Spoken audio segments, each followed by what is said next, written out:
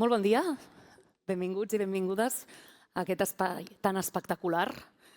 Per nosaltres és un plaer celebrar aquesta segona edició de la jornada Gestió del Talent, Intel·ligència Artificial, Estratègies, Ètica i Futur.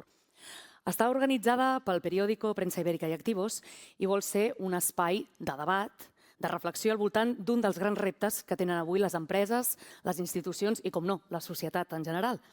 Entendre com la intel·ligència artificial està transformant la manera com treballem, com aprenem, innovem i com gestionem el talent. La IA ja no és només una qüestió tecnològica. És també una qüestió de persones, de lideratge, d'ètica, de competitivitat i de futur. Ens obliga a repensar perfils professionals, formes d'organització, models d'aprenentatge i també la manera com les empreses atreuen i retenen el talent en un entorn cada cop més canviant. Durant aquesta sessió comptarem amb veus expertes del món institucional, del món empresarial i creatiu per abordar preguntes clau, com ara com podem preparar les organitzacions per conviure amb la IA, quines competències seran essencials, com es pot retenir talent en aquest nou context i com podem fer-ho de manera responsable, ètica i amb mirada de futur.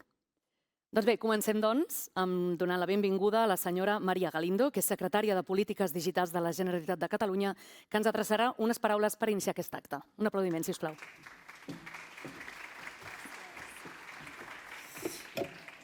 Bé, doncs, molt bon dia a totes i a tots. Agrair al periòdico a Premsa Ibèrica l'organització d'aquest debat, aquesta reflexió, també en un entorn com és aquest recinte modernista de Sant Pau, que jo crec que ens va molt bé com a continent d'allò que anem a reflexionar avui, perquè crec que en cert aspecte el modernisme ens inspira a generar coses, a innovar, però sempre al servei d'aquella funcionalitat que necessita tenir cap a les persones, cap a les comunitats, cap als entorns on es desenvolupa. I crec que, en certa manera, això és el que ha de fer la intel·ligència artificial o el que necessitem construir com a societat, com a comunitat, amb la intel·ligència artificial. Per tant, crec que l'espai també ens ajuda a inspirar-nos i a construir en aquest sentit.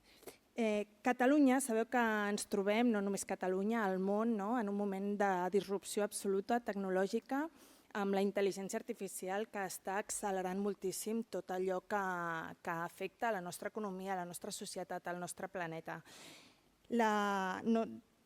I a Catalunya això no només ens està afectant a nivell de veure com hem d'avançar-nos en aquestes tecnologies, sinó que també ens ha permès, o estem construint, en base a tot allò que durant anys nosaltres hem sigut capaços de construir un ecosistema sòlid, amb centres de recerca, amb institucions, amb empreses, amb persones que estem al capdavant de la intel·ligència artificial. Avui a Catalunya el sector digital representa entorn al 14% del PIB, si parlem del sector tecnològic, entorn al 9%, i genera més de 270.000 llocs de treball, amb un creixement del 10%, cosa que està molt per sobre del creixement i de l'evolució de qualsevol altre sector de la nostra economia. Doncs estem parlant d'un dels principals motors de creixement econòmic i social de Catalunya i de creació d'oportunitats del nostre país. Aquesta posició és fruit d'aquests actius que comentava que hem anat generant durant anys, i esdeveniments com el Mobile World Congress, per exemple, ens posicionen Catalunya, Barcelona, a l'avantguarda de les tecnologies i com a capital tecnològica de referència internacional. Això també ens permet atraure inversions, atraure interès, atraure talent cap a la nostra economia. I el nostre objectiu és consolidar aquest lideratge. I trobades com aquesta també sumen en aquest debat i reflexió. També comptem amb infraestructures de primer nivell. Al BCC i avui tindrem l'honor d'escoltar el Pep Martorell, que va portar i ha portat el BCC a ser qui és, també junt amb altres científics de l'entorn, i la posada en marxa d'aquesta factoria d'intel·ligència artificial que el que fa és accelerar aquestes capacitats que s'han desenvolupat al nostre país, en els nostres espais científics, perquè puguin estar també al servei del mercat, d'altres institucions tecnològiques, d'institucions públiques, però també i sobretot d'empreses. A més, tenim altres centres de recerca, els centres cerca, universitats, centres tecnològics que estan treballant en el dia a dia amb la intel·ligència artificial i ja amb casos d'ús molt importants en salut, en mobilitat, en energia, que el que hem de fer és continuar escalant i veient com poden anar a solucionar els grans reptes globals. I també tenim un ecosistema empresarial extraordinàriament dinàmic a Catalunya i ho hem d'aprofitar. No només acollim més de 200 hubs tecnològics internacionals, 85% dels quals es dediquen a intel·ligència artificial, sinó que també estem veient com en projectes com el RedTech o el Digital Innovation Hub estan generant moltíssim interès amb les empreses de menor dimensió. I això és molt important perquè Catalunya és un país de pimes i les pimes també estan accelerant aquesta incorporació d'intel·ligència artificial en els seus processos. I tot això respon a una visió compartida i fa uns mesos des del Govern de Catalunya, però amb visió de país i contribuint també amb totes, amb la contribució de tots aquests agents de l'ecosistema, vam impulsar l'estratègia Catalunya IA 2030, una estratègia de país que vol impulsar l'ecosistema propi d'intel·ligència artificial, reforçar la nostra sobirania tecnològica i convertir la IA en un actiu estratègic de país. I ho volem fer també fent bandera de que la IA que nosaltres desenvolupem i que s'utilitza a Catalunya sigui una intel·ligència artificial ètica, responsable, transparent i centrada en les persones. Perquè el lideratge tecnològic només és sostenible si va acompanyat de confiança. Ara bé, també afrontem grans reptes, i abans en el cafè comentàvem alguns d'ells. El talent és un, sens dubte. El talent, ja competim a nivell global pel talent i la intel·ligència artificial, si bé és cert que automatitza processos, accelera la producció de coneixement, transforma organitzacions, però el valor diferencial no desapareix i rau sempre en les persones i, per tant, cal continuar apostant per les persones i per aquest valor diferencial. La capacitat de pensar amb criteri, de formular-vos les preguntes, de prendre decisions complexes, de treballar de manera col·laborativa i d'aprenentatge al llarg de la vida, que és una cosa també que estem començant a incorporar amb la intel·ligència artificial i amb altres tecnologies que cada cop és més necessari perquè les acceleracions també són més dinàmiques. Per això el gran repte amb la intel·ligència artificial no és tecnològic. Després el Pep ja em rebatirà, si no. És educatiu, formatiu, és de persones, és d'ètica, és de com utilitzem aquesta intel·ligència artificial i al servei de qui està. Com generem, retenim i atraiem el talent, com preparem els professionals per noves ocupacions, com aconseguim que aquesta transició sigui justa, que no deixi ningú enrere ni que generi noves bretxes. I abans comentàvem també que fins ara potser el problema de la bretxa digital l'enfrontàvem molt per part dels sèniors, que no incorporaven aquestes capacitats o com fem que tinguin les habilitats per fer gestions online o per relacionar-se amb determinats processos administratius fins i tot digitals. Però ara mateix, amb l'acceleració de la IA, amb l'acceleració de les noves eines, estem generant bretxes constantment a tots els estrats poblacionals. I per tant, l'altre gran repte, també com dèiem, és com aconseguim que això arribi a tothom sense deixar ningú enrere i que es faci de forma ètica i responsable. Doncs són preguntes que ens apel·len a tot i que tenim l'oportunitat de reflexionar. Reflexionar amb rigor, amb esperit crític. Crec que el tema del pensament crític és molt important avui en dia perquè amb les intel·ligències artificials el que estem veient és que estem perdent aquesta capacitat de raonament i per tant és una cosa que necessitem continuar cultivant i sobretot amb aquesta mirada llarga de futur a llarg termini i de com podem avançar.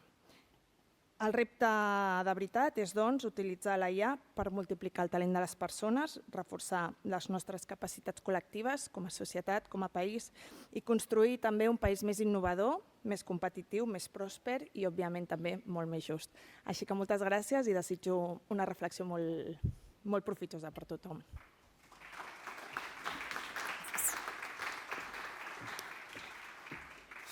Gràcies, senyora Maria Galindo. I a continuació, i per anar entrant en la temàtica que ens ocupa avui, que és la gestió del talent i intel·ligència artificial, escoltarem Pep Martorell. Ell és expert en estratègia tecnològica, supercomputació i intel·ligència artificial i la seva mirada ens ajudarà a entendre en quin moment ens trobem realment pel que fa a la IA, més enllà del soroll i de les expectatives, i quins escenaris de futur s'estan començant a dibuixar. Us deixo, doncs, amb el Pep Martorell. Gràcies. Deixem-me posar això en marxa. Bon dia a tothom. La gent del periòdico, a part que és molt amable per convidar-me, és tremendament ambiciosa i us han encapsulat amb, no sé, hora i mitja, un munt de coses que intentarem quadrar el temps i que vagi tot bé. Val? Per tant, jo m'he posat aquí el meu cronòmetre i intentaré portar-vos per aquest viatge amb una certa velocitat. M'agradaria compartir amb vosaltres 3 coses per il·lustrar aquest títol. Una, on estem avui a nivell tecnològic. 2, quins impactes està provocant a nivell individual i corporatiu. 3, quines són les grans tendències que veiem pels propers 6-12 mesos. Val? Serien les 3 idees que m'agradaria compartir amb vosaltres. Primer, em prometo que no posaré masses gràfiques, ni equacions, ni coses estranyes, però jo he de començar amb una gràfica amb un eix vertical logarítmic per marcar una mica... No, és broma. Aquesta gràfica us deixaré un munt de coses perquè li interessi tirar més del fil. Fixeu-vos només en una sola cosa, que és això d'aquí. Sense entrar en detalls tècnics, a vegades la gent em diu és que sembla que això va molt ràpid de la intel·ligència artificial. No és que ho sembli. És que estem multiplicant les capacitats tecnològiques que tenim per 2 cada 6 mesos. Una cosa que es multiplica per 2 cada 6 mesos es multiplica per 1.000 cada 5 anys, per 1 milió cada 10 anys i per 1.000 milions cada 15 anys. Per tant, no és que us sembli, és que realment estem davant d'un creixement exponencial pel qual els humans estem molt poc preparats. Això és per molts motius, moltíssims. Deixeu-me destacar un que potser és dels que menys conscients som. Això que teniu aquí és un xip, un M4 d'un MacBook, si teniu un Apple a la motxilla tindreu una cosa d'aquestes a dins.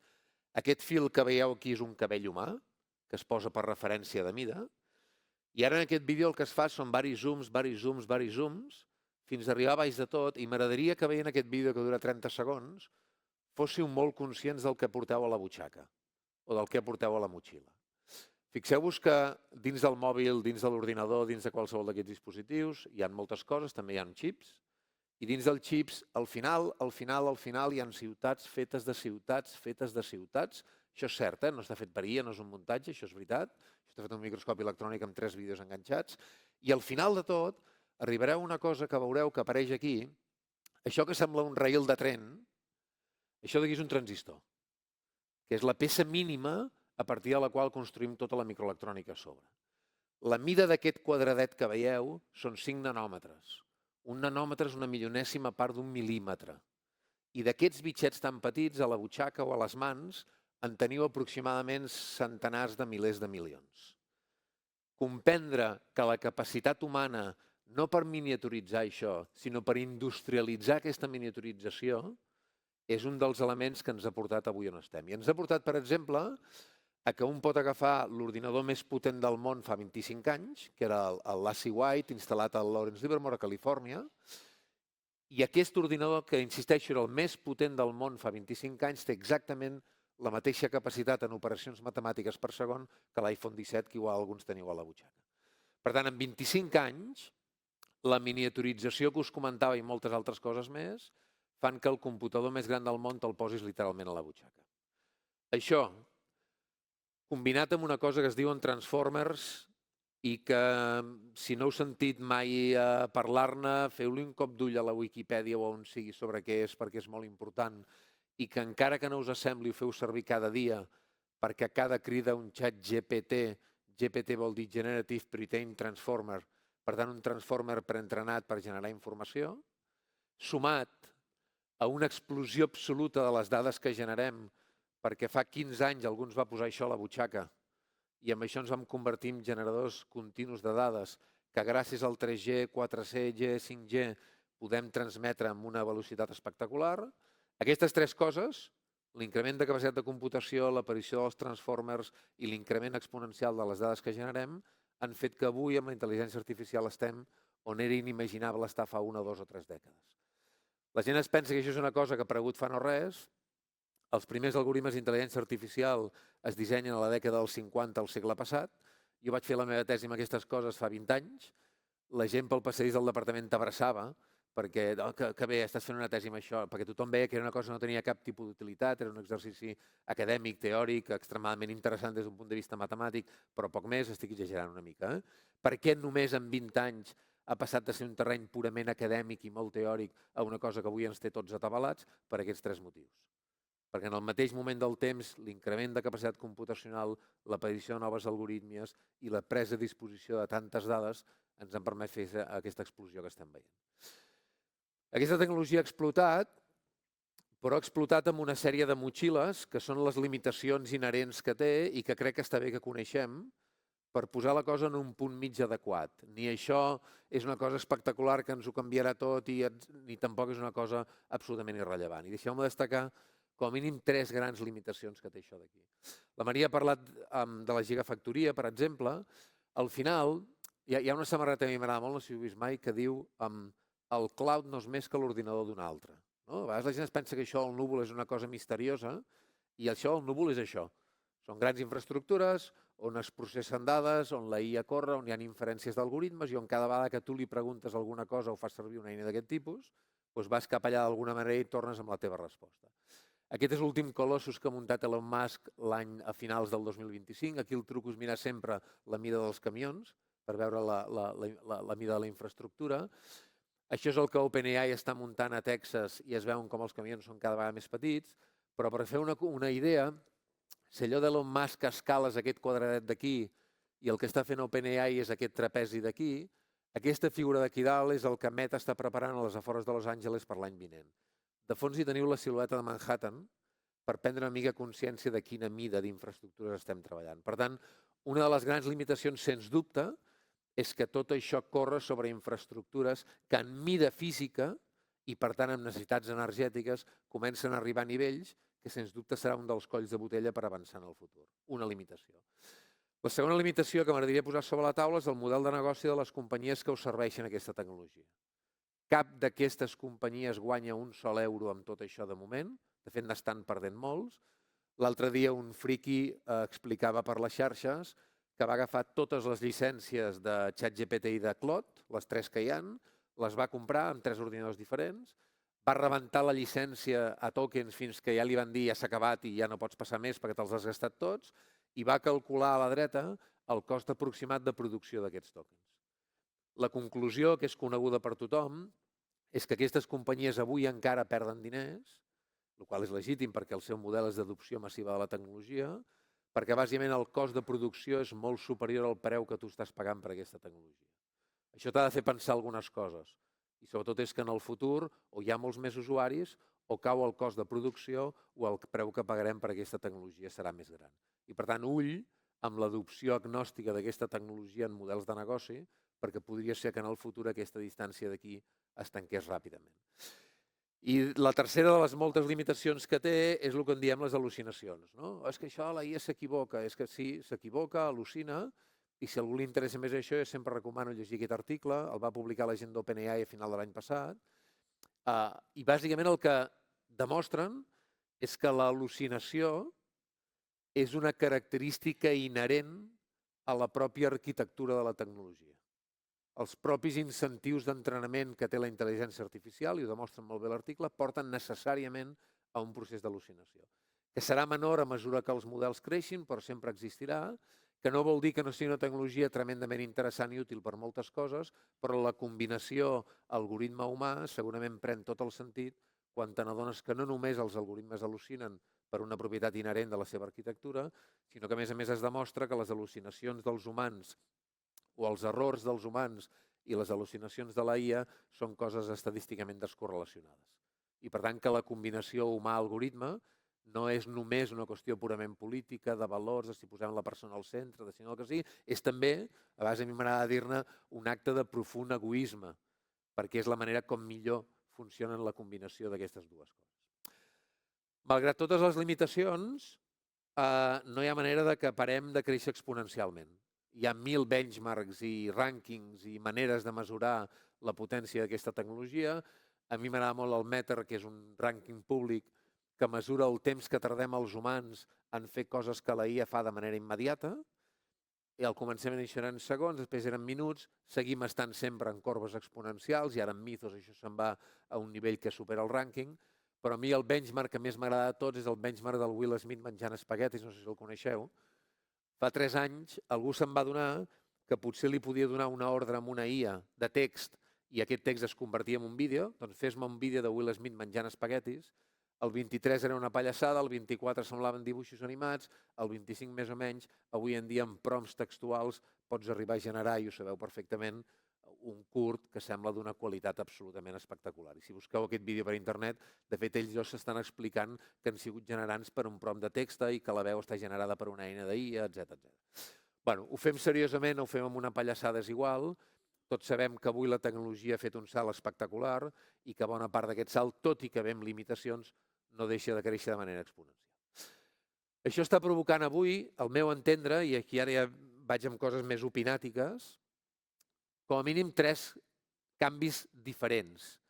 I jo crec que un dels problemes que tenim és que els confonem els 3 i els barregem, i llavors ens emboliquem una mica. A mi m'agrada separar l'automatització de processos, l'increment de productivitat individual i la disrupció de models de negoci. Crec que són 3 coses molt diferents que estan passant en paral·lel. La primera és la més difícil, és la que és més fàcil dir i més difícil de fer, perquè té a veure amb de quina manera tu pots disruptar la manera com treballes a la teva organització, a la teva empresa, on sigui. L'àmbit en què més s'està veient això avui en dia és, sens dubte, la ciència. Jo vinc d'aquest món, la Maria ho ha explicat, jo vinc de veure com les tecnologies digitals estan canviant la manera com es desenvolupa l'activitat científica. El cas més conegut per tothom és el cas del plegament de les proteïnes, va guanyar el Premi Nobel de Química l'any 2024. És el primer cop que ens trobàvem amb un algoritme basat en intel·ligència artificial, resolent un problema científic que portàvem dècades intentant resoldre. Estic simplificant molt una cosa més complicada, però aquesta és la idea fonamental. I cada vegada més, en biologia, en biomedicina, però també en química, en climatologia, en física, en enginyeria, en cada vegada més àrees de coneixement, l'ús massiu d'aquesta tecnologia no és que ens faci anar més ràpids, que també ens comença a permetre fer coses que són impossibles de fer sense aquesta tecnologia. I aquest és el punt fonamental. El que ve després són increments, millores, automatitzacions. Això és disrupció. Això és fer coses que sense aquesta tecnologia no es poden fer. Està passant amb la biologia i està passant en molts altres canvis. La segona qüestió és l'automatització, que ho estem intentant tots a les nostres organitzacions. Jo faig unes coses amb persones i papers i és lent i perdem el temps i les repetim. Home, doncs ara aquesta tecnologia em permet potser redissenyar el procés, potser automatitzar-lo i potser simplement estalviar-me molt de temps. Alguns diuen que això provocarà una disrupció en el mercat laboral espectacular, els que viuen del negoci del catastrofisme fan portades d'aquest tipus, com fa 3 o 4 setmanes, tot d'oficinistes caient en un forat negre, que a més el pinten de vermell perquè encara sigui així més espectacular. Bueno, jo soc una mica escèptic en que les coses acabin passant així, que sobretot acabin passant en el ritme que creiem que acabaran passant, perquè els humans tendim a sobrevalorar l'impacte a curt termini de la tecnologia i tendim a oblidar-nos de que el repte real, i ho deia la Maria molt bé, no és tecnològic, és organitzatiu, és humà, és d'adopció, és de processos, és de cultura corporativa, etc. M'agraden més opinions com les que últimament alguns d'aquests estan dient, que no saps mai si les diuen perquè realment s'ho creuen o perquè estan a punt de sortir a borsa i necessiten que ningú s'espanti. Estic fent una mica de broma, però ja m'enteneu. Però m'agrada la idea de que al final, quan tu automatitzes un procés amb tecnologia, tu el que fas és alliberar temps.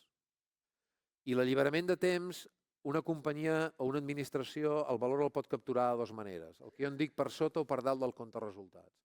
El pots capturar el valor per sota. Si tinc un equip de no sé quants, allibero el 40% del temps, em sobra el 40% de la gent, això és la manera fàcil, ho captures a curt termini però aquí s'ha acabat la història. O pots intentar capturar a llarg termini, intentant fer que aquest alliberament de temps impliqui més productes, més projectes, més facturació, més clients, més valor, més productivitat, més atenció al client.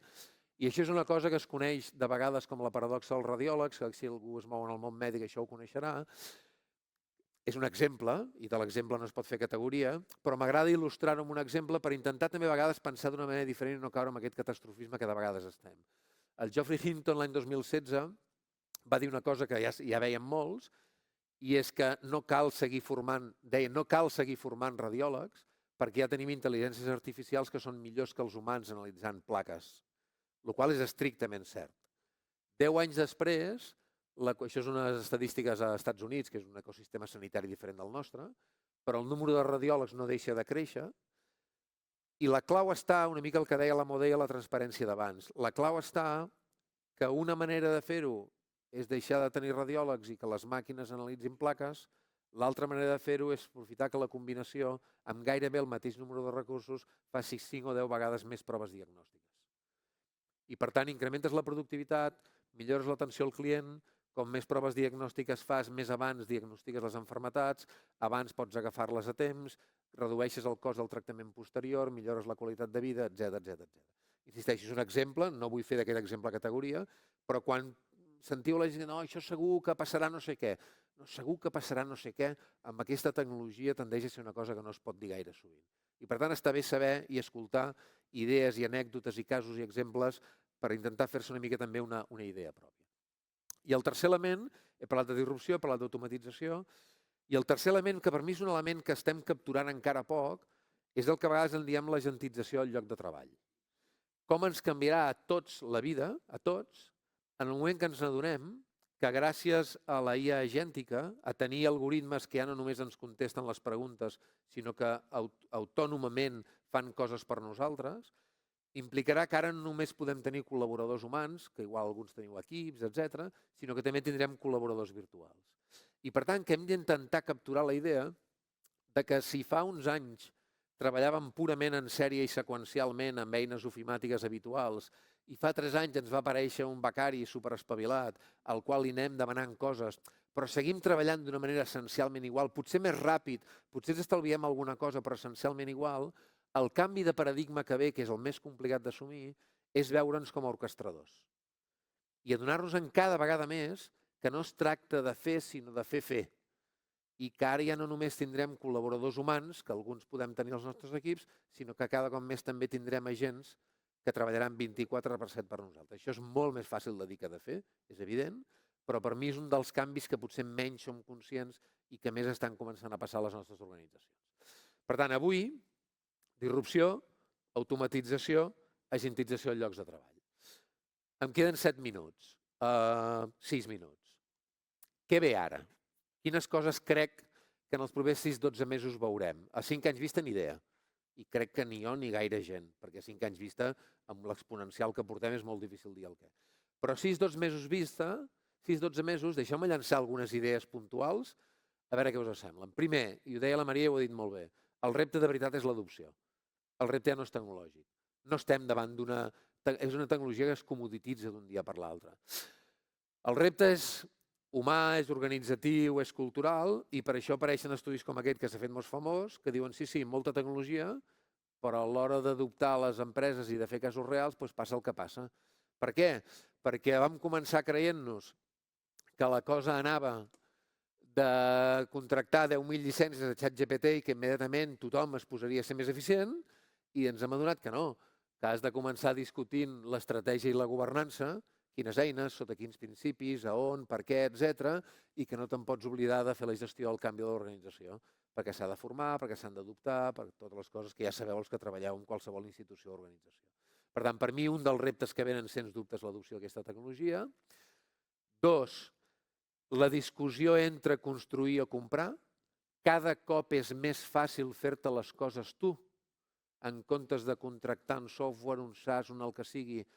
Els de Mercadona et publiquen al seu blog com han fet el seu últim buscador a la botiga online, la gent del Santander a GitHub et munta un repositori d'eines de codi obert que fan servir per avaluar riscos i 1000 coses.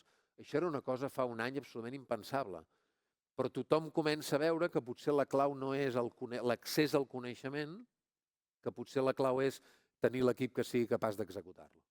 I aquesta lògica de si m'ho faig jo o ho segueixo comprant un tercer és una lògica que està començant a tensionar molt les nostres organitzacions i és una discussió que hem de tenir aquests mesos que venen.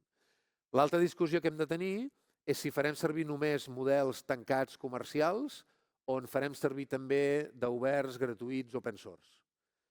A sota els oberts, a dalt els tancats. La sensació és que mai els oberts atraparan els tancats en rendiment, i estic simplificant una cosa molt més complexa, però la sensació sí que és que la distància sempre està en 6 i 12 mesos. I moltes organitzacions estan començant a dir, a veure, un moment, totes aquestes tasques que estem fent amb intel·ligència artificial a la companyia, amb el model de fa 12 mesos no n'hi havia prou, perquè si la resposta és que sí, vol dir que en tens una en open source, que segurament et pots instal·lar en local, reduir el cost de tokens, protegir la teva privacitat, etc. És una cosa clarament que els propers 6-12 mesos les nostres organitzacions tindran sobre la taula. La quarta idea, i després el Carles Hortet al final del matí d'això us en parlarà, i per tant us poso només un titular i no dic res més, és la conversa comercial dels vostres clients ja no passa ni a la vostra web ni a Google. Passa a les IAs. I més com més joves són els clients. O et posiciones en aquesta nova lògica o tota la resta desapareixeràs del mapa de la conversa comercial. Això el Carlos ho explicarà millor que jo i per tant m'ho salto. El cinquè repte que tenim és se'ns estan acabant les dades. Els grans models que tenim ja han esgotat totes les dades existents a l'internet oberta i pública per entrenar-se. Per tant, necessitem més dades si volem fer salts d'intel·ligència. Una tendència seran les dades sintètiques. Com aconseguim que la pròpia IA, a partir de dades reals, et generin dades sintètiques però que portin algun valor afegit. Això és molt complicat de fer, però és un àmbit d'investigació molt interessant. La segona tendència és el que en diem les dades sensòriques. Els humans, això és una cosa que el Yann LeCun explica molt bé, els humans fins als 5, 6, 7, 8 anys no aprenem llegint, aprenem models del món i models de la realitat per les dades que ens entren als nostres sensors. Alguns, com Yann LeCun, opinen que no farem un nou salt d'intel·ligència si no sensoritzem la intel·ligència artificial, és a dir, l'entrenem no amb textos ni amb codi, sinó amb dades sensòriques. S'obre un mercat nou, que és el de les dades sensòriques, que fa que gent, per exemple, comenci a muntar càmeres al cap dels seus treballadors per gravar hores i hores de vídeo de com treballen les seves mans fent feines manuals i amb això entrenar intel·ligències artificials. No estic jutjant lo bo o lo dolent que és això, ja us imagineu. Estic dient simplement que aquesta és una discussió que ve i dels propers 6-12 mesos sentireu parlar molt de dades sensòriques, de dades sintètiques i de models del món, que és la lògica conceptual que hi ha darrere d'aquest tipus de coses. Una altra cosa que ens ve és tot el que té a veure amb la computació quàntica. Jo soc físic de formació, els físics tenim un acudit que diem que a l'univers hi ha diverses constants universals, no? Hi ha la velocitat de la llum en el buit, la constant de Planck, la constant de la gravitació universal i el temps que falta perquè la computació quàntica, la fusió nuclear, arribin a ser veritat, que són 30 anys sempre. No? Estic fent una mica de broma, evidentment no és així. Sí que és veritat que aquesta és una tecnologia de la qual hi ha hagut en algun moment molt de hype, molta expectativa que potser a algú li ha semblat poc completa. Això passa sempre amb les tecnologies emergents. El missatge és que aquesta és una tecnologia que provocarà canvis espectaculars, però aparentment no en el curt termini, perquè li requereix encara molta maduració tecnològica, excepte si el que diu Google és cert de fa unes setmanes, i és que el moment en què tinguem ordinadors per trencar tota la criptografia segura que es basa en la no capacitat de factoritzar números primers, això és una cosa que pot arribar al 2029. Dilluns passat, de la setmana passada, Trump va firmar una ordre executiva que obliga tot el sector públic i empresarial nord-americà a moure's cap a la criptografia postquàntica precisament després d'aquest anunci d'aquí. Per tant, cuidado, que això que típicament és algo que ja vindrà, que de moment és recerca, que està bé, però mica en mica pot ser algo que s'acceleri. I l'última de les tendències, la Maria també l'ha mencionat i em sembla que és una cosa fonamental, haurem de tenir un debat social sobre l'impacte cognitiu de l'ús massiu d'aquestes tecnologies. Això és una cosa que va començar l'estiu passat, sobretot als Estats Units, en el món educatiu. Alguns professors començaven a dir m'han canviat els nanos, no pensen com abans, està passant alguna cosa, i ja comencen a aparèixer papers ben fets que parlen de com això està provocant canvis cognitius en treballadors que utilitzen massivament aquestes tecnologies. Aquestes són, per mi, 6 o 7 de les coses que veurem els propers mesos, però clar, aquest negoci no pot mai simplement dir passarà això, perquè llavors fas aquesta slide i llavors t'apareixen els governs i decideixen, per exemple, una nova tendència que ara els models als quals tinguem accés ja no depenen només de l'avenç de la tecnologia, sinó també de la geopolítica. I per tant, aquest és un altre punt d'alerta. Podem perdre competitivitat respecte a altres parts del món per tenir prohibits accessos a certes tecnologies, però més enllà d'això hi ha unes quantes companyies que van haver de fer un passito per atrás, un passito per adelante, perquè ara utilitzo una tecnologia, ara em diuen que no la puc utilitzar i he d'anar amb model anterior. Compte en creure sense més història amb l'evolució exponencial de la tecnologia, perquè sigui per raons tècniques o sigui per raons polítiques, no és evident com això tirarà endavant. Per tant, tanco aquí, crec que més o menys he quadrat el temps. Deixeu-me resumir amb el minut que em queda. La tecnologia ha explotat per la consistència en el temps dels 3 factors que us deia, computació, nou algoritme amb transformers i dades. Això implica també algunes limitacions que hem de tenir en compte. Malgrat aquestes limitacions avui, ja veiem el que està passant a nivell de disrupció de negocis d'automatització de tasques i d'increment de productivitat individual amb l'agentització del lloc de treball. I tot això esperant el que ens arriba, que són aquestes 6, 7, 8 coses que crec que els propers 6, 12 mesos més o menys passaran i que això ens ha de permetre una mica, com deia el títol, construir un cert futur a partir del present que tenim avui en dia. I jo paro aquí. Moltes gràcies per la vostra atenció.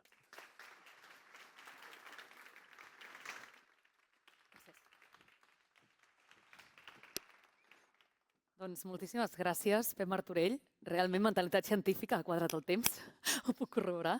Convido ara a pujar a l'escenari Jaume Boada, Noelia Asensi i Jordi Vilaoliva per començar la taula de debat que hem titulat Intel·ligència artificial i retenció de talent, el nou repte empresarial.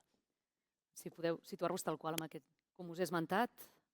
Jaume Boada, la Noelia, gràcies. Benvinguts i benvingudes. Primer de tot us els presento. El Jaume Boada, aquí al meu costat, ell és CEO de backoffice.ai. Gràcies i benvingut. La Noelia Asensi, CEO de Gesatec. Benvinguda. I Jordi Vilaoliva, president d'UB Solutions. Bon dia. Doncs res, sense més dilació, perquè ja hem tingut un context meravellós, no? Ja ens han posat completament en matèria. Arrencaria precisament parlant d'aquests perfils digitals, no? Que dèiem aquesta retenció del talent, que és el que més preocupa, no? Aquests perfils digitals són cada vegada més escassos, més demandats. Què pesa més avui per retenir talent? La tecnologia, la cultura corporativa o les oportunitats de desenvolupament professional? Si vols, arrenques? Sí, a veure, jo crec que això depèn també una miqueta del tipus d'empresa que siguis. Entenc que amb una PIME les oportunitats de desenvolupament professional sempre les tens una miqueta més limitades, al igual que també el tema de la tecnologia. Tu tens uns pressupostos i tampoc et pots passar d'allà, amb la qual cosa un perfil digital amb una PIME es pot sentir una miqueta limitat. Amb la qual cosa, per exemple, en el nostre cas, nosaltres el que tenim que cuidar molt és tot el tema de la cultura empresarial. Al final nosaltres, per exemple, tots els treballadors treballant en remot, ens basem en una qüestió de confiança, òbviament hi ha una supervisió darrere, i sobretot també en tot el tema de desenvolupar nous projectes, que és la cosa que més els hi pot... A manca de calés, el que et queda és la possibilitat que ells puguin desenvolupar, que es puguin desenvolupar tant professionalment com personalment i que això el dia de demà també els doni una possibilitat de poder créixer, igual si no és internament, a altres empreses. Noelia, no sé si vols afegir-hi. Sí, jo crec que les tres característiques s'han de combinar entre elles. D'entrada, quan tens personal tècnic, el que els motiva són els projectes. Això per començar. Si tens projectes avorrits, el personal s'avorreix. Els tècnics són així, són molt friquis. A més, hi ha la cultura organitzacional, com deia el Jaume. Vull dir, el tema de teletreball també es valora moltíssim, el tema de flexibilitat d'horari, poder conciliar, tots aquests temes que en un espai abans no es donaven, doncs ara són fonamentals per la gent. I finalment el tema dels plans de carrera. Nosaltres també fomentem els plans de carrera que la gent pugui aspirar a altres posicions que els hi permeti créixer professionalment i fins i tot virar de ser un tècnic a ser un tècnic consultor, per exemple. Jo crec que totes tres. Perfecte. Bon dia, merci per invitar-nos al debat. Sí, jo no puc discrepar de res del que dieu, absolutament d'acord. La gent avui, més amb les noves tecnologies, vol estar a l'avantguàrdia i la gent realment bona té necessitat de veure que està en un entorn on es pugui desenvolupar i on pugui formar part d'aquests canvis. Llavors, per tant, per mi la cultura que va de dalt a baix és clau a l'hora de retenir i de crear dinàmiques o polítiques per retenir el talent. Jo, per discrepar una mica només, que entenc i estem tots en el mateix món, per discrepar una mica del teletreball, jo crec que un esforç que tenim, i per ser una mica disruptiu, que costa, que no vol dir que no el fem i que hi ha de ser, crec que és un freno. I a més amb el que ve és que volem que la gent entengui problemes, la gent comprengui els models de negoci, per qui treballem, per qui fem tecnologia. Això és molt difícil estant tancat a casa i sense socialitzar i, per tant, crec que una tasca que tenim i trobar qui valori aquests punts pot ser un factor també per construir bons professionals dels que venen. Potser es tractaria de fer una combinació, no? Sí, absolutament. De tenir espais de trobada, que potser els estem perdent, això és cert. Si no dones treball, no fitxes avui, és així això. Però també confiem en... És un tema que és difícil aprendre, és difícil quan el que es valorarà seran les capacitats d'entendre problemes i de buscar solucions versus la capacitat de codificar, doncs crec que és bastant evident que el formar part d'equips de treball i socialitzar serà un punt important per entendre problemes. Fantàstic. Quines habilitats considereu imprescindibles per als professionals dels pròxims 5 anys i quines creieu que perdran rellevància amb l'expansió de l'AIA? Noelia, per exemple.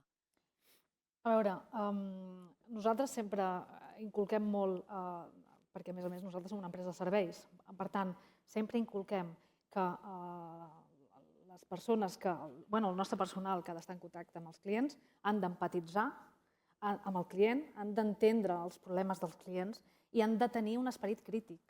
Aquestes són habilitats, però a més, això per la vida diària, vull dir, has d'empatitzar amb la gent per poder interactuar amb ells i per poder generar un vincle de confiança. Aquestes són habilitats imprescindibles. Les que desapareixeran, que no són habilitats sinó que són tasques, són tasques repetitives, que no porten valor. Però això estic dient una obvietat, no? De fet, el P. Martorell ho posava com ahir, no? M'ha agradat molt aquesta... que ha desagregat completament de dir el futur el més immediat ja és ser aquest director d'orquestra, no? És a dir, ja no és només una eina, sinó que... No sé si voleu afegir alguna cosa. No, molt d'acord amb ella, sobretot amb el tema de la comunicació, no? Al final te n'adones, i això ja va des d'arrel de la pandèmia, que moltes empreses van adoptar que els comercials ja no sortissin, inclús després de la pandèmia, que ja no sortissin de les oficines, que tot fossin videotrucades. Llavors tot això s'està perdent. I d'aquí uns anys jo penso que això serà molt pitjor, perquè ara tots els que tenim fills veiem que entre els amics no es truquen per telèfon. Tots són per WhatsApps, no es truquen per telèfon.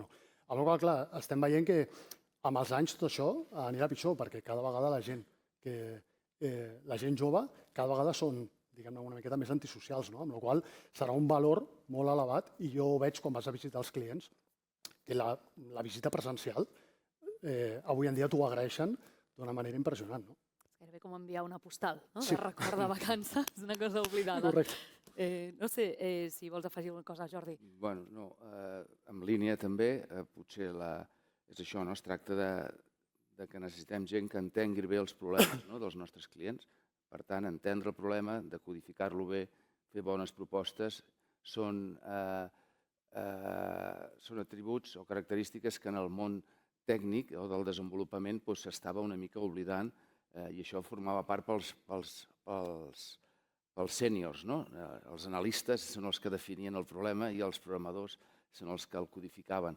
Això ara creiem que canvia i del que es tracta és de saber tenir gent que sàpiga utilitzar les tecnologies. Llavors, la curiositat i les ganes, l'actitud d'aprendre permanentment, crec que és una característica que hem de saber trobar a la gent perquè serà la clau. Com deia en Pep, això va superràpid i cada 2 mesos hi ha noves tecnologies que els posa un mirall a tots al davant i qui està en forma, qui no està en forma. I és així, està passant així. Perquè hi ha gent que si no ha fet els deures no és àgil, perquè hi ha uns altres que sí que els han fet els deures. Llavors aquesta capacitat o aquesta voluntat permanent d'aprendre serà una característica que crec que hem de detectar a l'hora de buscar talent. De fet, en la línia d'això, Jordi, moltes organitzacions estan incorporant eines d'IA, òbviament, més ràpidament del que canvien les seves cultures internes. Quin és avui el principal repte de lideratge per acompanyar aquesta transformació sense generar resistències o incertesa? És a dir, que estem demanant que facin servir aquestes eines, però potser estem trigant en una cultura interna. Jo crec que és la cultura empresarial de la companyia. Hem de motivar aquests canvis i hem d'incentivar de dalt a baix que això passi. Llavors, nosaltres ho veiem, nosaltres som una empresa de software que desenvolupem eines pels nostres clients. Bàsicament, treballem per millorar el procés comercial de les companyies de gran consum. Tenim un tema, hem de fer servir la IA per ser més eficients, el bloc 1 que parlava en Pep, i després incorporem la IA perquè els nostres clients consumeixin de noves formes, noves maneres de consumir la intel·ligència o els valors que li estàvem entregant, les solucions que els donem. Llavors, per tant, tenim un xoc, no? Dos reptes molt importants. Si no posem IA al nostre producte, ens quedem enrere, però si no posem IA a la nostra fàbrica, doncs no som productius, no capturem aquest evit que hi ha a un cantó i que hi ha a l'altre, no?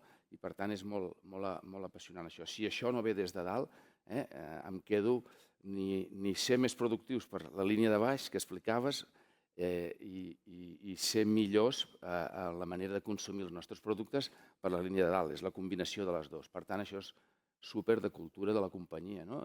Impulsar això de dalt a baix i anar fent aquesta transformació. El repte i el problema que tenim és també a vegades que no ens quedin moltes coses a l'armari, diem, no? La gent es posa a desenvolupar eines, històries que després no serveixen per res. Aquí ve la governança, aquí ve tot l'altre punt que hem mencionat. És molt interessant per tot això, per tant, nous perfils de la companyia per gestionar tot aquest punt. Potser m'he allargat massa, disculpes. No, està fantàstic. De fet, sentiu-vos còmodes com per intervenir en el moment en què considereu. Vull dir que si voleu afegir alguna cosa més sobre aquestes cultures internes que haurien d'anar canviant, si veieu des de la vostra experiència que realment està canviant i la importància d'aquest canvi. Mira, nosaltres tenim aquesta empresa que l'hem de constituir perquè nosaltres venim d'una empresa de recursos humans que fem externalització de tasques operatives amb personal humà des de l'ATAM. I una de les coses que hem vist en els últims 4 anys és que aquí les empreses, sobretot els mandos intermitjos, més que els directius, quan els hi vas a comentar el tema de l'externalització sempre ho han vist fantàstic, igual que la IA la veuen fantàstica, però quan baixes als nivells, els mandos intermitjos, que són els que tenen que implementar, aquí complicat, molt complicat, i si ja és complicada l'externalització, la IA la veuen una miqueta com, no diré com el dimoni, però sí que la veuen un perill. I és molt més complicat encara el tema d'implementar la IA a les empreses, perquè clar, les bases de coneixement les tenen aquests mandos intermitjos, no les tenen els alts directius. Probablement, a grans empreses tot ho tenen tots els processos els tenen escrits, però en empreses petites mitjanes això no passa. De fet, no estan escrits enlloc i estan als serveis de cadascú. Amb la qual cosa, aquí és el gran repte que crec que tenen les empreses de si volen implementar i adoptar la IA, tenen que fer una comunicació amb el propi personal molt important, perquè si no això no sortirà endavant. Al final hi ha una por, hi ha una reticència. Hi ha una reticència molt gran. Hi ha una reticència perquè ho troben com una amenaça, però més que una comunicació, jo el que crec és que els han d'involucrar en l'adopció de la IA, que quan es plantegi el cas d'ús, aquests mandos intermitjos que tu deies, mandos intermitjos o tècnics, rasos, han de dir la seva per poder després que això funcioni. Vull dir, si són ells, si se senten partícips del procediment, acabaran adoptant la tecnologia. Si se senten externs i, a més ho veuen com una amenaça, allò no funcionarà. Per molt que hi hagi un líder que ho inculqui. De fet, enllaçat amb això que deies, us anava a preguntar si estem preparant els professionals per treballar amb la intel·ligència artificial o simplement els estem ensenyant a utilitzar eines. Que potser seria aquest del risc, de dir, mira, això és com el Google d'abans o això és com el... Qui volia intervenir? Jo crec que ara mateix s'està ensenyant al personal a utilitzar eines. No s'està capussant. S'està ensenyant a adoptar eines que jo crec que aquest és el perill. Vull dir, hem de fer un salt més. I partir d'un cas d'ús. No cal... Per les grans companyies, segurament una estratègia, però per les petites companyies, partir d'un cas d'ús et dona velocitat i, a més, et dona una flexibilitat en l'equip que et permet adoptar aquesta tecnologia ràpidament. Clar, té tot el sentit. No sé, per posar alguna dada, nosaltres som unes 220 persones.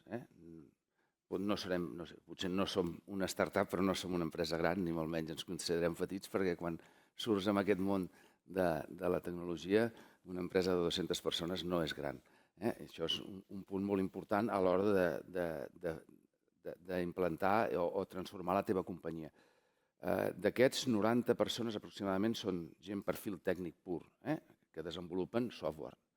Uns fan ciberseguretat, parlant d'ètica i seguretat de dades, 5 persones només pendents d'això. Això era impensable fa un temps. la gent purament desenvolupadora de negoci. Aquí és on potser hem trobat algun rendiment més elevat. Jo crec que estarem al 50% del que en diem la transformació. Cada persona que s'ha transformat bé fa 4 vegades més feina de mitja que les que no s'han transformat bé, però al final no totes adopten la tecnologia amb el mateix ritme. I per tant estem en un equilibri que busquem augmentar aquest percentatge. I dintre d'això hi ha els que es posen les piles i no se les posen. Per tant, és molt complicat el que ve, per poder dir què estem fent, si els estem formant o no. Intentem formar-los perquè al final capturar, en aquest departament, capturar a la línia de baix i ser més eficients i més productius. Vull dir que l'esforç sí que és amb no ensenyar eines, sinó transformar maneres de treballar, perquè al final el que volem és tenir un equip que produeixi més en aquest sentit, a l'hora I després, per altra banda, el mateix volem fer que percebin els nostres clients, que aquí està a la línia de dalt. El que volem és que els nostres clients ens diguin que ara consumeixen les nostres dades i el nostre sistema amb molta més facilitat i amb més profit. I aquest és el repte també a la vegada poder-ho incorporar en el producte. Clar, està clar. Jaume, si veus això que s'està implementant realment aquest canvi de lògica en aquests processos del dia a dia. Com, perdó? Sí, si veus que realment el que comentàvem, que s'està realment ensenyant una mica més enllà de que sigui només una eina, que sigui... Sí, però estic bastant d'acord amb ella. Fins ara el que s'està és ensenyant les eines, més que tindre aquest pensament crític per saber-les utilitzar. Seguim en la superfície encara d'aquest gran canvi, que tots estem d'acord. Jo crec que és aquest el gran mite que es podria esborrar, que sembla que quan llegeix LinkedIn que tothom utilitza IA i tothom l'està utilitzant per totes les coses, realment estem utilitzant-la amb un nivell molt, molt baix encara. La intel·ligència artificial promet millorar la productivitat i la gestió de les persones, el que dèiem, està aquí per quedar-se i realment no deixem de parlar-ne. Però quin ha estat el cas d'ús que més valor ha portat a la vostra organització i quins aprenentatges n'heu extret? Si vols començar de tu mateix. Mira, nosaltres aproximadament tenim 60 clients recurrents, amb la qual cosa nosaltres ens tenim que adoptar amb les seves operatives, amb l'empresa d'externalització, i en el nostre cas sí que puc dir que una miqueta a diferència del que comentava el Pep, que comentava que hi havia un estudi al qual deia que moltes empreses han adoptat la IA perquè no han vist resultats econòmics. En el nostre cas sí, hem augmentat força la facturació, però el número de personal pràcticament no l'hem augmentat. Llavors aquí sí que et puc dir que ha sigut una miqueta també una estratègia no només d'utilitzar, implementar la IA, sinó què ve després, per exemple, dels nostres gent d'operacions que estan utilitzant la IA. Perquè clar, aquí del que es tracta és que utilitzin les eines per millorar la seva productivitat, però després tot aquest temps sobrant que tenen, que després l'estiguin aprofitant per fer coses realment de valor per l'empresa. I aquí és on està realment el repte per les empreses. És a dir, ja no és després un tema d'estratègia d'empresa, de saber ficar KPIs corresponents a cada un del personal que tens a l'empresa per treure-li més rèdit una vegada tu ja has implementat tots aquests processos. Ja et dic, en el nostre cas, de manera interna hem crescut molt la facturació pràcticament sense créixer en número d'empleats. Doncs sona bé, no? Enhorabona. No sé, Noelia, si tens algun cas d'ús. Sí, nosaltres internament tenim un cas d'ús molt senzillet, però aplicat al departament comercial. El departament comercial, clar, és un departament que no és tècnic i, a més, és un departament que s'ha de moure molt, està poc a l'oficina, tal. Doncs hem implementat un CRM per veu, amb la qual cosa captura totes les dades, això passa directament al CRM, no cal que estiguin allà picant i a més, d'aquestes dades que s'extreuen per veu, després podem tenir mètriques i atacar on volem. Clar, és un cas d'ús molt, molt, molt senzillet, però que canvia la forma en què s'opera d'un departament sencer i, a més, després ens permet tenir mètriques, perquè fins ara no en teníem. Perquè el departament comercial s'oblidava d'anar picant les coses al CRM. Molt bé, fantàstic. Abans he comentat el tema de la productivitat en el Departament de Desenvolupament, aquest és un cas d'ús, però crec que el cas d'ús més potent, si parlem de productivitat, és la relació entre els diferents departaments, inclús dintre del departament de producció. És a dir, com es pensa i es dissenya un software, com s'executa, com es testeja, ja són processos fets amb IA entre ells. Llavors que gairebé es parlen els agents i moltes coses les saben solucionar entre ells.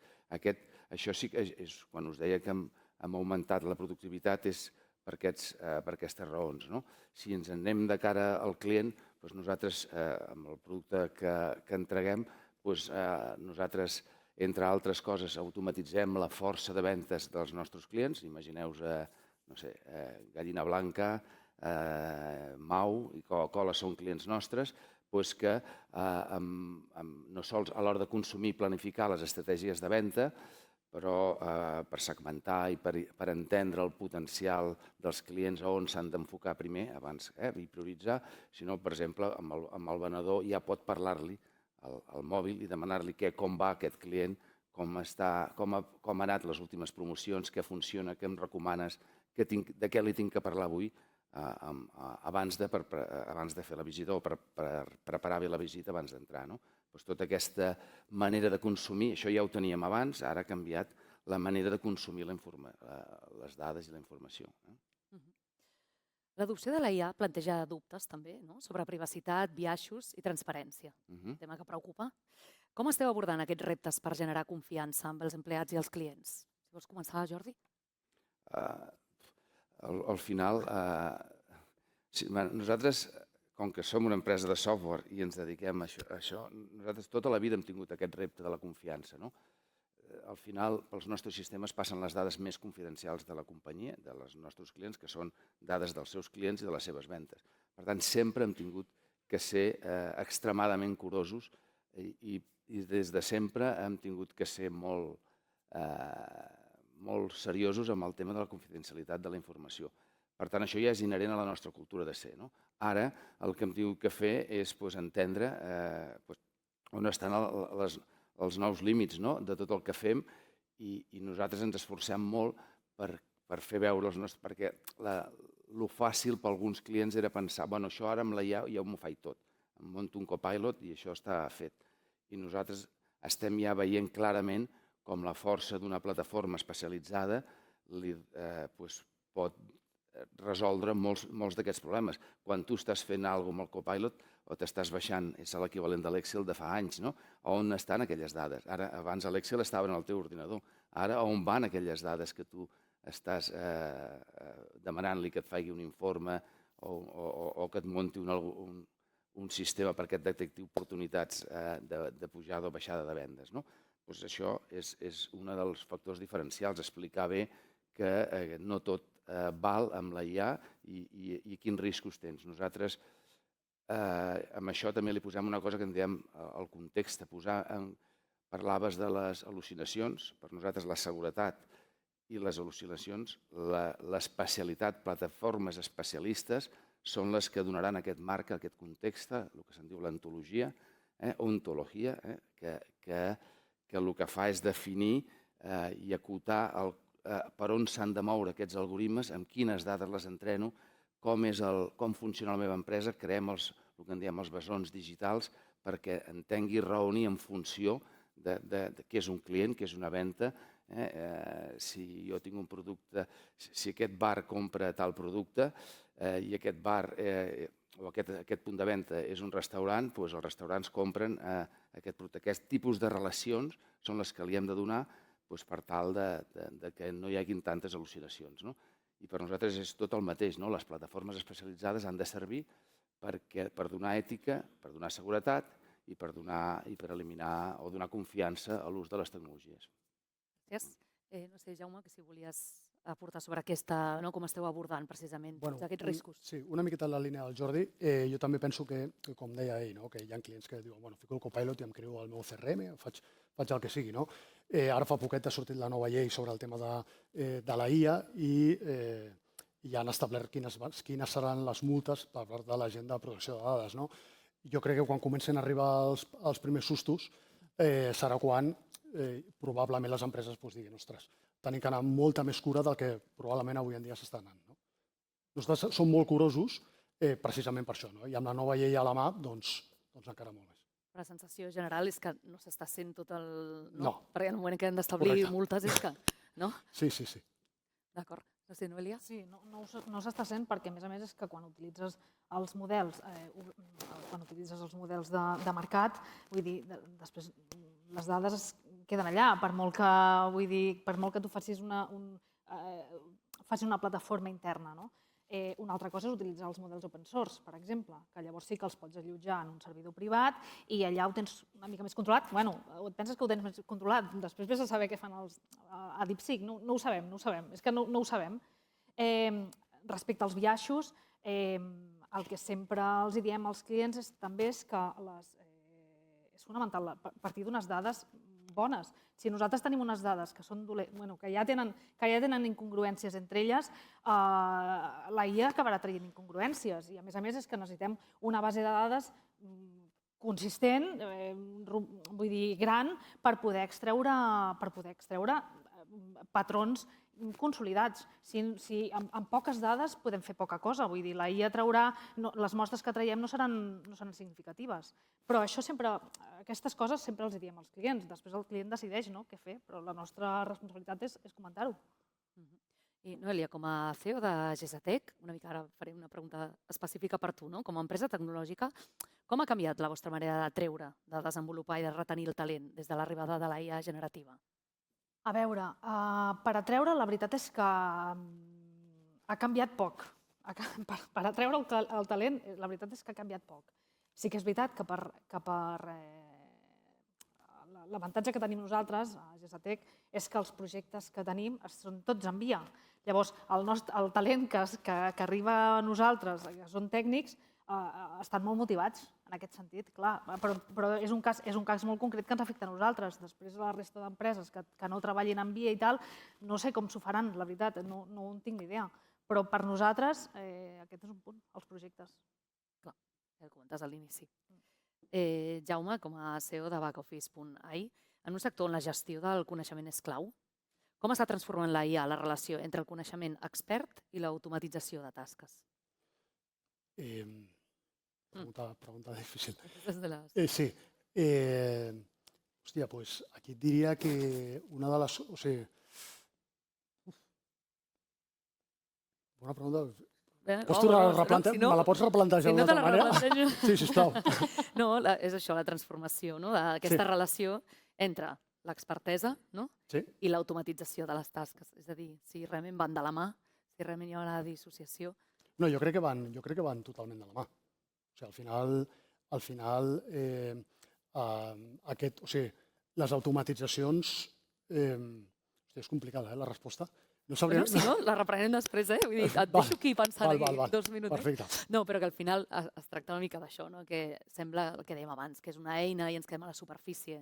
I al final el que necessitem segurament és més expertesa i més coneixement. Clar, a veure, al final sí que és cert que hi ha una cosa, com deia el Pep, això va amb una velocitat tan ràpida, està evolucionant tot tan ràpid, que això al final és com conduir un cotxe, no? Agafes un cotxe molt potent, t'estamparàs a la primera. El problema que estem tinguent ara una miqueta amb la IA és que quan has arribat a aquell punt en el qual dius, bueno, ara ja ho controlo. No, ara ja ho controles no, perquè ja ha evolucionat encara molt més, no?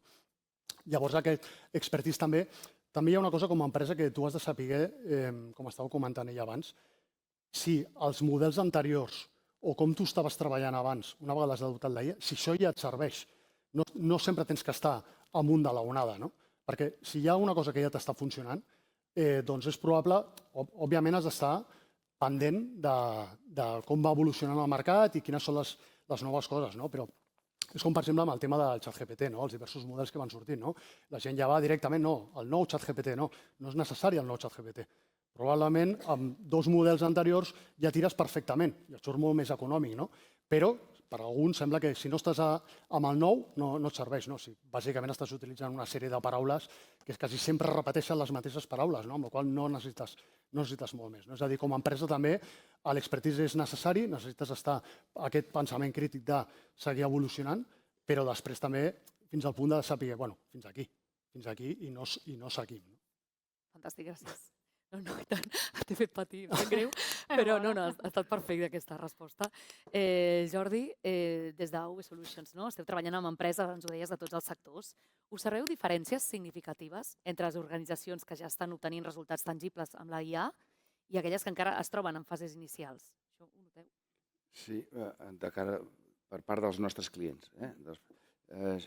Sí, sobretot les companyies que més veiem que estem funcionant bé i que li treuen suc a les noves tecnologies o a les noves propostes que els hi fem basades en IA, són les que realment, i torno, em sap greu molt insistir en el tema, són les que realment on hi ha un líder a l'altra companyia que té visió. Que té visió. I això és el més important, no? Quan hi ha una visió de que ells volen ser una companyia gestionada amb dades i, per tant, la manera de treballar les dades més intel·ligent és a través de solucions basades en IA, doncs aquestes companyies són les que anem més ràpid i que es llancen abans, que accepten jugar, accepten propostes i que després les convertim en èxits, no? Però sempre és el mateix tema, no? Això és un procés transformacional que si no hi ha una visió és difícil després arribar a fites bones. Visió i després l'execució, però on hi ha visió nosaltres és on veiem que els clients ens van més bé. I que es llancen sense por, sense haver d'esperar que el producte estigui complet. Perquè és que ara hem d'assumir que el producte mai estarà acabat, perquè cada cop surten noves. És veritat, vull dir, és així. Per tant, això és com les startups. Si t'esperes a treure el producte acabat, estàs mort. Vull dir, ja per començar. Per tant, és lideratge i, a més, coratge. Ha quedat així un rodolí. Però sí, és així. No? Pit i collons. Totalment. Sí. Gran resum. Si haguéssiu de desmuntar un mite sobre la intel·ligència artificial en l'àmbit empresarial, quin seria? N'hi ha bastants, ara mateix, però... Que és complexa? Sí. Com a usuari no és complexa d'entrar, vull dir, potser hi ha una petita barrera, però a la que la saltes no és complexa d'accedir. I de moment no és cara, tot i que cada cop és més cara, però de moment no ho és. I com deia el Pep, igual després s'acaba... Però tot i així, el retorn que obté l'empresa per allò segueix sent econòmic, perquè costa molt més tenir una persona anar fent una tasca repetitiva constantment. O altres coses, Sí, perdó. Digues, Jordi. No, si vol. Bueno, aquí una miqueta com ella comenta, no? Que hi ha gent que es pensa que això s'arriba i fer moldre, no? O sigui que és ràpid, que ho pots fer tu mateix, pots fer moltes coses tu mateix, però fins a un límit, no? I sobretot per al tema de les dades, no? I després també una miqueta, l'altre mite és que quan llegeixes això al LinkedIn sembla que tothom estigui utilitzant la IA d'una manera molt professional i d'una manera molt extensa a les empreses. I realment, això com comentava abans, està tot molt a la superfície a nivell de petita i mitjana empresa. O sigui que és cert que a grans empreses ja veus ERES i tot això per la implementació d'IA. Però el que és el teixit empresarial d'aquí d'Espanya està molt lluny. D'acord. Relacionant-ho amb talent, el mite és que farà fora molta gent, que prendrà molts llocs de treball. I jo crec que també s'ha dit que la IA no traurà llocs de treball. Una persona utilitzant la IA li traurà el lloc de treball a una altra que no l'utilitzi. I aquesta definició, que no és meva ni molt menys, però és la que jo crec que és certa. Parlant de mites, la IA no traurà llocs de treball. Una persona que fa servir la IA sí que li traurà el lloc de treball. Això és un hospital, aquí les infermeres seguiran estant presencials i la IA l'utilitzaran, però el tracte humà seguirà sent-hi. A altres llocs sí que hi passaran coses, però no serà la IA, sinó seran les persones que utilitzen la IA. Us volia plantejar una darrera qüestió conjunta. Mirant cap al 2030, què serà més determinant per la competitivitat d'una empresa? La tecnologia que utilitzi o el talent capaç d'aprofitar-la? En realitat, us estic servint amb safata, però sí, vols acabar. Jo diria que el talent, la tecnologia seguirà evolucionant i serà el talent. I a més, jo crec que aquí tenim un repte molt important, que és que aquí a Espanya al final som empreses de serveis, cada vegada els marges de les empreses estan molt més ajustats. Sortia fa poc dades que estem a la cua d'Europa en productivitat, en una sèrie de països, i o comencem a prendre mesures tant laborals com amb el tema de la tecnologia, amb el tema de la IA, o si no, d'aquí 4 anys, igual estarem en una situació no gaire favorable com a país. Per tant, ens quedem amb el talent. Amb el talent, correcte, que són els que tenen que tirar-s'ho endavant. Noelia, no sé què en penses. El talent. Vull dir, al final la tecnologia o te la fan, o te la fas, o la compres. Està a l'abast de tothom. Però la persona és qui la fa anar, aquella tecnologia. Per tant, el talent. Les persones. Les persones, no? El fet diferencial. Sí, absolutament. Res a afegir. D'acord, doncs deixarem aquí aquesta taula rodona. Moltíssimes gràcies per haver-me acompanyat avui. Jaume Boada, CEO de Backoffice.ai, la Noelia Asensi, CEO de Gesatec, i Jordi Vilaoliva, president d'UB Solutions. Gràcies i fins aviat. Gràcies. Un aplaudiment, sisplau.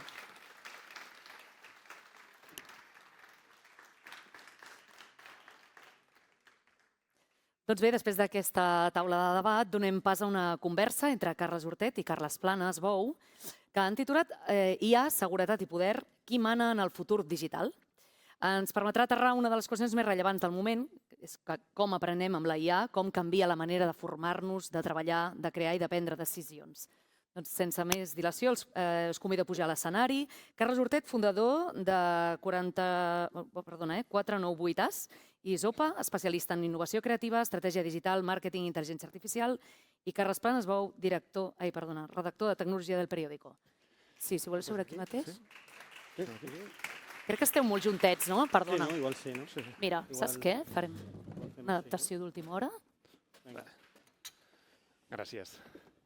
Bueno, com estem? Carles i Carles, no? Ens han posat junts. Res, un plaer ser aquí avui amb vosaltres. Tenim relativament poc temps i el títol d'aquest moment de debat això t'anava a dir, que el és títol... molt gran. Sí. Haurem d'intentar acotar-ho, però abans d'entrar una mica en les qüestions de seguretat i poder relacionades amb la IA, volia reprendre un dels temes que havia posat sobre la taula el Pep abans, que és ja que tenim moltes empreses aquí, tenir una visió didàctica de si en un món en què la IA està canviant la forma en la que accedim a internet i que consumim informació, estem veient com Google, o almenys el buscador de Google, està començant a deixar de ser la porta d'entrada a internet i cada vegada són més els models d'IA, què han de fer les companyies per estar presents dins dels grans models de llenguatge i per no perdre, diguéssim, aquest accés a la clientela? Jo diria que el primer és reconèixer que en el món del màrqueting en general i de la gestió d'empreses som especialistes en el que es diu la negació. És a dir, quan una cosa canvia, la primera reacció és no n'hi ha per tant. Ja ho veurem, això. I crec que durant 2 anys, des de 2023 finals i de més, hi ha hagut aquesta fase a tots els professionals del màrqueting i la publicitat de dir sí, està canviant, però a efectes pràctics anem a continuar fent anuncis. I quan Google queia el primer trimestre de 2025 un 25 o un 30% de tràfic orgànic des de Google, la solució quina va ser? Invertir més en Google. I aquesta fase de negació jo crec que és el primer que s'ha d'erradicar, dir, escolta, quan la gent canvia la manera de viure, quan la gent canvia la manera de cercar informació o de prendre decisions, en conseqüència, nosaltres hem de canviar la manera de gestionar les nostres empreses, els mitjans, els comerços, qualsevol servei, empresa o institució. I per mi seria el primer, admetre que ha hagut un canvi que ens hem d'adaptar. I el segon és tenir una bona foto de què ha passat per saber què fer. En comptes de començar a actuar a cegues, crec que l'important seria dir, escolta, què està dient aquest bitxo, la IA aquesta que tothom porta al mòbil i que li pregunta, es fa una foto al braç i li diu quina crema m'hauria de posar, o se'n va al súper i li diu quins cereals hauria de prendre, doncs saber exactament què està dient per saber si les coses que sap i que recomana estan alineades amb les coses que tu saps que són bones per la gent i que poden ser més convenients o menys pel teu negoci, però que d'entrada has de tenir aquesta foto molt precisa que no és fàcil de tenir. Entenc que això també explica que cada vegada més companyies com OpenAI estiguin ja parlant o estiguin integrant directament la publicitat a dins dels models. Sí, en el món de la IA és una mostra de... Jo soc informàtic, vull dir que... I durant molts decennis hem venut molt malament la nostra feina i hem après. i ara estem a l'altre extrem. Ara estem venent abans de tenir.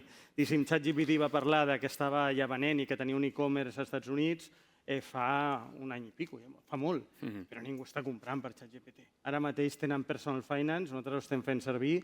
Sí, tu pots connectar el teu banc a ChatGPT i ChatGPT analitza les teves despeses i et diu què faries, què no faries, però vaja, no està a Europa i als Estats Units, quan ho veus, realment és una connexió molt primària, que és el de l'open banking, que tu pots fer ara amb Imagine Bank o amb Revolut, et connectes i tens els comptes de les darrers. Però no hi ha una revolució de retail avui. Tenen tot el necessari perquè succeeixi d'aquí 6 mesos, però avui en dia no ha passat. El que sí que ha passat és que s'ha endut molt de tràfic. I això vol dir que totes aquelles empreses que depenen dels seus resultats de tenir gent que vagi a la seva pàgina web, de cop i volta, va menys gent. I la gent que hi va amb una opinió formada. Això és de les raons que crec que ens obliguen a reflexionar. És a dir, tu tens nens, no? Un. Bueno, no sé quina edat té. 2 anys. Llavors encara tens converses profundes. Res de pantalles. Jo, la més petita meva, té 20 i ja, clar, més de 3 frases és impossible. Perquè és com que totes les respostes ja se les sap, saps? Llavors, en canvi, quan jo parlo en ChatGPT, i això ho diu OpenAI, la mitja d'una sessió de ChatGPT són entre 4 i 10 iteracions. Molt més que qualsevol dels que estan aquí amb la seva família en el dia a dia. Això vol dir que és un funnel conversacional, és a dir, que tu comences preguntant potser per venir de Sitges i potser hauria de tenir un cotxe, no? I acabes a la web de Tesla, saps? Llavors, això no és tant el volum, que a dia d'avui el volum no és majoritari, però el poder d'influència és brutal. Ja no et dic a medicina, imagina't tu si tens un bebè, has d'escollir quina marca de llet li has de donar al bebè. Doncs, naturalment, és la manera que tinguis una experiència de recomanació millor. Clar, i més si la gent els acaba utilitzant com a oracles. És que és tal qual. Ara que mencionaves la qüestió de vendre abans de tenir, tornem a saltar una mica el tema de seguretat i poder. Et volia preguntar, al llarg d'aquestes últimes setmanes hem vist com Anthropic va llançar un model d'intel·ligència artificial, va anunciar que havia desenvolupat un model anomenat Mythos, que era teòricament capaç de detectar vulnerabilitats informàtiques a un ritme i un volum sense precedents. I aquest model no es va obrir al mercat perquè deien que suposava un perill massa gran, tot i que un mes després van llançar una versió descafeinada perquè, òbviament, havien de fer... Que va tallar poc després. Anava a preguntar, no sé si has pogut trastejar tu amb Fable 5, que és aquesta versió descafeinada, és realment un motiu pel qual les empreses, els ciutadans, els governs s'haurien de posar les mans al cap? Tothom hauria d'estar preocupat per la seguretat. I a curt plaç, a mig, i hi ha una gran preocupació a nivell global a llarg plaç. Perquè estem parlant que a la vegada que hi ha la IA, que si abans detectava 2 punts febles en un temps molt reduït, Mythos em sembla que ha passat de 2 a 181, vull dir, realment és un sistema molt més capaç de trobar un error o molts errors. Però és que en realitat algú que ataca no necessita trobar moltes vulnerabilitats, només en tenir èxit un cop, ja està, ja ha guanyat. Mentre que el que defensa necessita encertar tot el temps per no ser perjudicat. Llavors, aquests sistemes funcionen pels dos, augmenten la potència del que defensa i augmenten la capacitat del que ataca també. El problema és que és asimètric en el sentit que el que ataca té l'avantatge que només ha de guanyar una vegada. Llavors, aquests sistemes que són recursius, cada cop que no aconsegueix un atac, aprèn per atacar millor. Llavors, aquesta iteració fa que ens haguem de preocupar perquè són sistemes que aprenen molt ràpid. Però crec que és molt més greu si pensem que d'aquí X anys tindrem ordinadors postquàntics que poden rebentar en mil·lèsimes de segon qualsevol encriptació de les que tenim ara. Que per això ara s'està treballant en encriptació postquàntica i de més. Clar, ara ho comentava també el Pep, fa crec que una setmana més o menys l'administració Trump va anunciar que directament prohibia a Anthropic comercialitzar o obrir aquests models d'IA en els seus clients, però també a clients governamentals, com era el cas de la Unió Europea. No sé si veus que aquesta és una tendència que anirà a més, el fet que cada vegada més governs intercedeixin directament en les opcions de comercialització dels models d'IA o fins i tot en el punt s'està sondejant, aquesta idea d'una certa nacionalització o d'intervenció estatal en les empreses de la IA, fins i tot en un país que històricament ha rebutjat bastant aquest paper, com ha sigut als Estats Units. Per tancar el tema ràpid, al març van morir 35.551 soldats russos. El 96% van ser assassinats per un dron autònom totalment, dirigit per un xip d'NVIDIA, que és el Jason, i sense intervenció humana. És una IA. És el mateix xip o la mateixa empresa de xips que fa els servidors que deien... O sigui, és una arma, clarament és una arma. Però igual que en el seu moment van ser els motors que anaven a dins dels tancs, no? I si tu no donaves la tecnologia per un motor de combustió a un país, doncs no podia fabricar tancs, no? Doncs sí, evidentment, això serà una preocupació que anirà en augment. Però és que està passant. És a dir, jo tinc companys de departament, de quan feia recerca, que estan al comitè d'armes autònomes, dic, no estaven perquè estan de baixa per estrès. És una situació que ens ha agafat... La velocitat és tan gran que ens ha agafat a contrapeu i no és fàcil de solucionar, encara que tinguis la millor de les intencions, que no és el cas. Però encara que les tinguessis, no és fàcil de gestionar. I jo crec que qualsevol mesura de fre no està mal. Vull dir, a ningú li cal el Mythos per fer la seva feina. Vull dir, a la vegada que dic que està bé posar fre, també et dic que és totalment estèril. Vull dir, farem tot el que puguem fer i tot el bé que puguem fer, sigui per bé o per malament. Vull dir que tot això són com jugades publicitàries, polítiques, i clar, no caurem la trampa d'intentar justificar res que faci Trump, no? Però, en fi. El que passa que també això ens acaba abocant en una situació d'asimetria, però d'asimetria dins dels països, a nivell global. Moltes vegades s'ha parlat de com aquesta asimetria s'acaba traduint entre els països que tenen accés a la creació de models i els que no, accentuant moltes vegades l'escletxa que hi ha entre el nord i el sud global. Però clar, ara veiem com des de la Unió Europea molts països es posaven les mans al cap dient si Trump està intercedint d'aquesta manera, de forma que els models d'Anthropic o els d'OpenAI només estiguin els més potents en mans del govern dels Estats Units, en quina situació deixa això, per exemple, a la Unió Europea? És que a bones hores. Vull dir, és que, Carla, és un drama. És un drama que ningú vol escoltar els científics. Ningú. O sigui, els científics portem dient que això és un problema, però dècades, i ningú ha fet ni cas.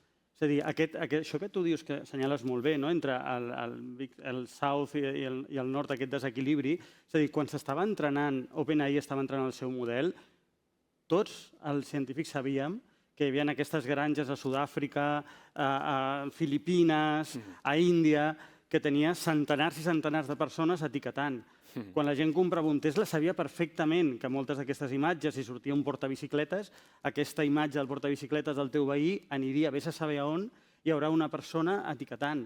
I això, tots els que etiquetaven eren del Great South, saps? I en canvi, tots els que explotaran aquestes dades estan al nord. Això és així. Saps? I és encara més pervers, perquè l'opinió que tingui la població d'aquests països del sud, com pot ser El Salvador, Marroc, Brasil, etc., l'opinió d'ells d'on sortirà? Del que li diu la IA. I la IA que li dirà? El que ens convé als del nord, que també estem nosaltres. Vull dir que és un sistema molt pervers que hem vist venir durant molt de temps, però no hem fet ni cas, i és molt estrany, si t'hi fixes. Els científics, històricament, hem sigut gent que hem viscut a la misèria, bàsicament. Tu feies recerca a la universitat i és perquè és com ser capellà, en el sentit de jo renuncio al món físic, m'és igual no tenir cotxe, comparteixo pis, però estic a l'èlit de la ciència. Quan aquesta gent que sempre estan demanant diners et diuen parem-ho, serà per alguna cosa, no? Estan dient no em donis joguines que prendrem mal. Si el teu fill et diu no em donis joguines que prendrem mal, vol dir que no estàs sent molt bon pare. Total. Doncs aquest ha sigut el cas durant moltíssims anys. Ningú ha fet cas perquè és molt atractiu, les joguines noves, els negocis nous, les inversions milionàries i de més, i arriba un punt que els enginyers i els científics diuen vinga, va, all in, som-hi, anem a intentar conduir aquesta onada el millor possible, però crec que no és tard i crec que hem d'aprendre d'aquestes fases tan primeres de la IA i les conseqüències que té, i que no fa tant de la revolució industrial, és que fa 4 dies, vull dir, a mi m'estranya, saps? Quan la gent diu sobirania de la Unió Europea i tal, però si fa 4 dies era la revolució a Anglaterra i vam veure com a Catalunya, no? Que de cop i volta, encara que han avis que han viscut, no? Tota l'eclusió de la indústria textil a Manresa, per exemple, no? I allò era una adaptació del que estava passant a Anglaterra. Vull dir que tenim casos similars que podem com abstraure per veure quin és el millor camí per a aquesta nova revolució industrial, que és el mateix, però 100 vegades més ràpid. Llavors, creus que, per exemple, en aquest escenari geopolític la Unió Europea hauria d'optar no per intentar anar darrere del que fan els Estats Units i la Xina, sinó intentar optar per un altre model? Quin seria? No puc explicar molt, diguéssim, del que es parla a la Unió Europea, però només et dic que en una de les primeres reunions que vam tenir a Brussel·les, per fer servir la nostra tecnologia, que ja tenien auditada i ja sabien que no tenia res que es recolzés en servidors als Estats Units, una de les primeres converses, una frase va ser: som conscients que ja no som aliats dels Estats Units. I tots hem de ser conscients, ja no som aliats. Llavors, ens necessitem, ningú pot fabricar xips d'IA de primera generació, ni tan sols als Estats Units, ells sols, que això és meravellós. Hi ha una interdependència global que a mi em sembla poesia industrial, no? De dir, hi ha com 12 països involucrats, moltíssimes empreses. Em sembla que segurament a nivell de negoci és una desgràcia, però a nivell d'espècie les millors coses les fem de casualitat. Això ha sortit de xiripa, però és fantàstic perquè ningú pot tirar de la manta i dir ara faig jo els xips d'IA i són meus. Mentre això duri, hi ha un cert equilibri. Jo crec que la Unió Europea ni s'ha d'allunyar ni ha de tancar. El que ha de fer és jugar de manera intel·ligent i tenir un rol actiu i sobirà, diguéssim. De dir, escolta, aquesta és la meva jugada, aquests són els meus aliats per això i aquests altres són els meus aliats per això. Sent conscient que això és una tecnologia imprescindible pel progrés. A mi em fa molta gràcia quan la gent diu que això de l'IA ens portarà al desastre. No, perdona. Nosaltres anàvem cap al desastre assegurat abans de la IA a 120 per hora. I ara anem cap al desastre absolut a 200 per hora. Però ja anàvem cap al desastre. Però diguéssim... És un accelerador. Sí, però a la vegada, i això ja és la meva opinió, no és cert, jo crec que és l'única esperança. És a dir, si algú ha de resoldre el problema energètic del planeta, la gent diu, no, és que la IA consumeix, això ja és el que ens faltava, i tal, ja. Però si algú ha d'aconseguir un reactor de fissió nuclear o ha de fer plaques solars 1000 vegades més eficients, serà el teu veí, serà una IA, segur. Ho farà Google DeepMind, ho farà una IA que resoldrà això. Si algú ha de trobar la cura definitiva pel càncer, ho farà fent servir la IA. Sempre i quan els recursos es posin en això i no es posin, per exemple, en que puguem generar imatges de gatets simpàtics. Que moltes vegades els grans volums dels fons de capital risc se'n van per aquest tipus d'aplicacions i no tant per les aplicacions científiques. Google sí que ho pot fer amb DeepMind perquè té una bossa gegant de la que pot anar invertint, però no sempre és així. Quan parlaves ara una mica de vegades d'aquest catastrofisme, també el Pep feia menció a quan es parla de l'apocalipsi laboral en relació a la intel·ligència artificial. Crec que ens queda només una última pregunta, perquè són molts temes que jo crec que podríem estar hores, però hem vist com aquest discurs apocalíptic, moltes vegades per part de les elits de Silicon Valley, ha portat a generar un creixent temor social que també està desembocant en moviments d'oposició a la intel·ligència artificial, principalment el desplegament de grans centres de dades. I el que sí que hem vist és curiós com aquesta oposició va creixent, almenys en el cas dels Estats Units, a mesura que l'oposició social creix, també s'obliga a que aquests grans magnats recalculin una mica les seves posicions i diguin, res, això que us dèiem que acabareu tots sense feina, realment no serà així.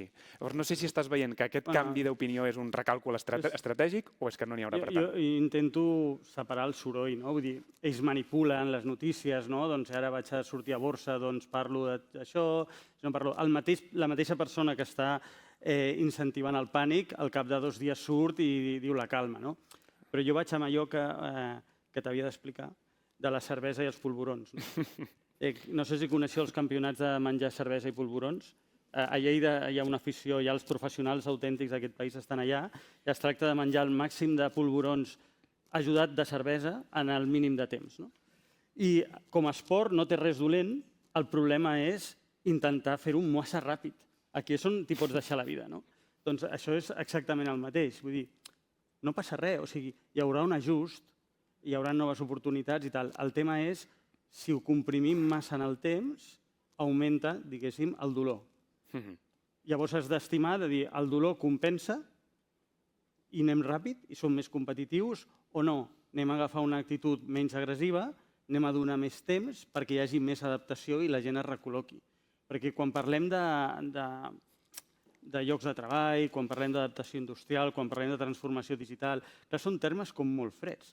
Però clar, en el fons hi ha el Martí, hi ha la Irene, hi ha persones que aquest mes, no quan la IA no sé què, quan Copilot tregui la nova versió, sinó aquest mes han de pagar en lloguer, han de portar els nens al col·le i de més. Llavors hem de mesurar molt bé què prioritzem. Crec que hi ha una cultura en els darrers anys amb personatges com Elon Musk i de més que són especistes, que diuen, no? Que sí, és un terme com... Dius, a mi la gent m'és igual, a mi el que m'importa és l'espècie. No? Crec que això són discursos que hem de llegir més, diguéssim, no? I hem de reflexionar per no caure en paranys, que són, al final per mi són paranys, no? Perquè el que tenim al voltant és el primer que hauríem de cuidar.